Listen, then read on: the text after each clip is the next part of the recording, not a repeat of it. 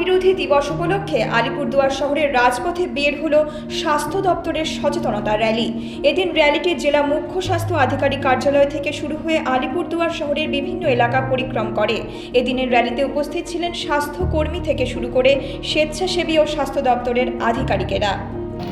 আজকে world no tobacco day, সেই উপলক্ষে আলিপুরদুয়ার জেলা স্বাস্থ্য দপ্তরের পক্ষ থেকে সমস্ত ডিস্ট্রিক্ট অফিসিয়াল, আমার সাথে ডেপুটি সিএমএইচ 1 স্যার আছেন, আমি ডেপুটি সিএমএইচ 4, এনটিসিপি সেলের বাকি মেম্বাররা রয়েছেন, বাকি ডিস্ট্রিক্ট অফিসাররা আছেন এবং অন্য স্টাফ আছেন, আমার এনডিএস আলিপুরদুয়ারের স্টুডেন্টরা আছে এবং ম্যাডামরা আছেন, সবারকে নিয়ে একটা র্যালির আয়োজন করা হয়েছে।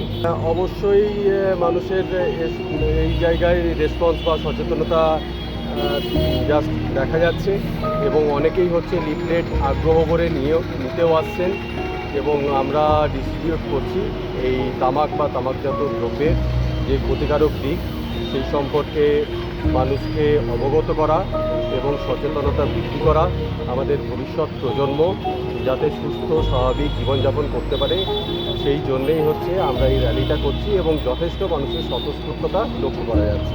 আমরা সিএমএইচ অফিস থেকেই শুরু করেছিলাম, চৌপতি হয়ে আবার সিএমএইচ অফিসেই শেষ করছি। আলিপুরদুয়ার থেকে শামু দাসের রিপোর্ট, নিউজ মেট্রো।